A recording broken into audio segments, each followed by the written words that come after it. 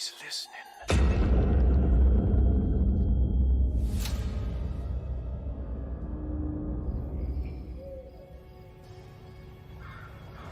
Last night I dreamt that my uncle hung himself in the attic, that we were too late. The house looked different, but it was still called Derceto.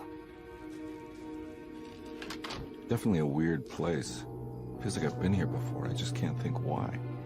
Let's not waste any time, Detective. Yeah, you're right. Let's go get your uncle, Miss Hartwood.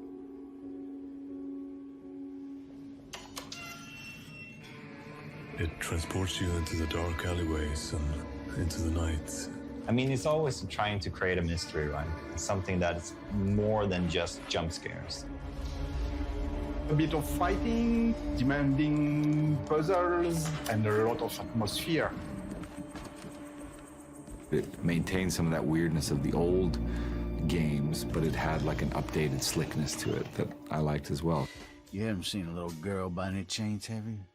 I don't think so. You would have known if you did. We start our story much like the original. Jeremy Hartwood is haunted by the Dark Man, and he goes to a countryside hospital called Derceto in hope to find some help. I need to get this letter to my niece. She would understand. Jeremy sends a disturbing letter to Emily Hartwood, his niece, and it spooks her enough that she hires Detective Edward Carnby to find out what's going on. Who are you? Whoa, pardon me, excuse me. My name is Edward Carnby, private investigator. I hope you don't mind we let ourselves inside. I do mind. We knew early on that we had a character-driven story, so we needed to find some really good actors to make those characters come to life. I knew of past iterations of the game. I mean, the video game world is something that I'm very interested in general, the horror game genre specifically.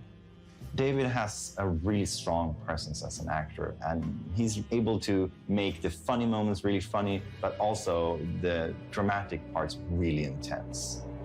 Why the hell do I wake up hearing that damn voice?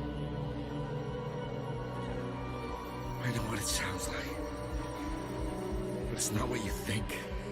He's kind of a gruff detective, and he's like searching for something, and you know, he's hard-boiled, but he's got some humor to him and stuff like that. He's a bit of a trope or a type, and I like that. And I like the world and sort of how he's exploring this insanity amidst all this horror and stuff. I liked all those aspects. Let me know if you find her. I'll be around.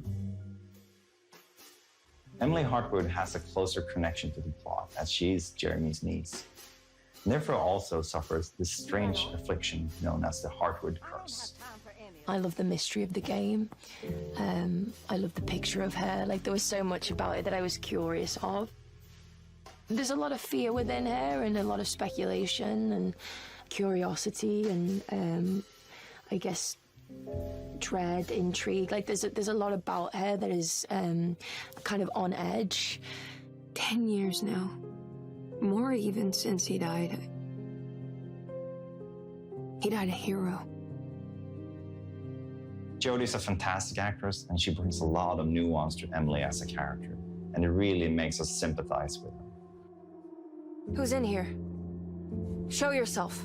Yes, there is the kind of scary element, but then she still has to go on a journey and discover different things, and there should still be room to breathe and have a funny moment or a sarcastic moment or a moment of discovery. So it's just trying to really kind of keep all those other beats alive amongst the kind of darkness of it all, I guess, is how I felt anyway. So we're bringing back both Emily and Edward as playable characters, and depending on who you play, you will get a different take on the same story. The people at Derceto will react differently to you depending on who you play. Even the story will be slightly different. What are you doing sneaking around? So you should definitely make sure to play the game twice. What are you doing in my kitchen? Get out! The way that we reimagined the game was basically looking at the original and It feels like we've been cultivating a seed that was planted 30 years ago, and it has now grown into something even more dark, even more sinister. I remember that with the first Alone in the Dark I made in 1992, we were basically doing something that nobody had done before. It was the first time that we could explore a big mansion, fight monsters, and solve difficult puzzles all in real-time 3D. At the core is a haunted mansion. That's the most important part. It's Derceto, I would say. Feeling that you're trapped inside a kind of small space. Yeah, I used to say back in the old days that it was another character. Yeah, for sure. With all the remakes going on today, you are never sure what you get at the end. I think that Michael and the team at PCs did a great job preserving the core feeling of the game. They even went further than everything I could expect 30 years ago. It's really an honor to sort of be a part of the franchise in that sense, because it is such a, again, it can't be overstated. It's so special. It was such a new experience. As a fan of the original, I wanted to bring as much as I could into our version. And they might have slightly different meaning and different reasons to be there, but if you know the old games, you will find a ton of references. Do I know you from somewhere? I remember you, Mr. Carnby. I feel the franchise is in good hands now, and I can't wait to play the full game.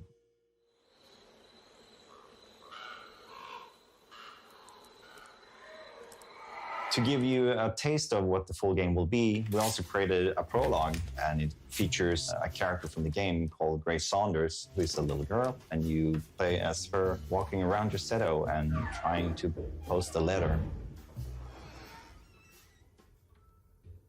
The prologue is the first glimpse into the atmosphere and the mood, and of course the story of the full game. So if you want to have a look, go and download it right now.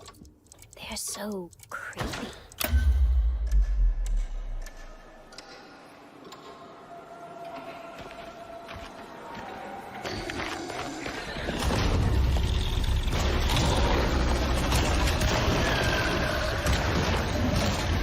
Our combat is intense and tough, and you will need to use every bullet you can find.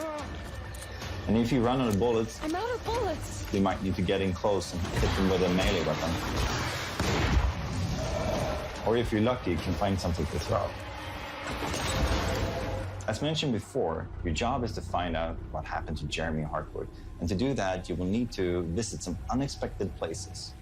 And to get to those places, you will need to find clues and solve some interesting puzzles. Depending how much you feel like a detective yourself, you can choose how much you want the game to help you find clues and where to go next. So the biggest creative focus for me has for a long time been to reach something beyond the mundane, something spiritual. Mike, the director, and I, we spent a lot of time trying to figure out what musical direction we wanted to take with this project. And when we finally decided to go for this kind of dark or doom jazz direction, our minds went directly to Jason, who is a master in this genre. It's a very visual genre of music. The fact that it's inspired from noir films or noir detectives is already a good explanation of why this music fits very well for Alone in the Dark. There's a huge mountain and volcano of reverb with drums and screaming saxophone.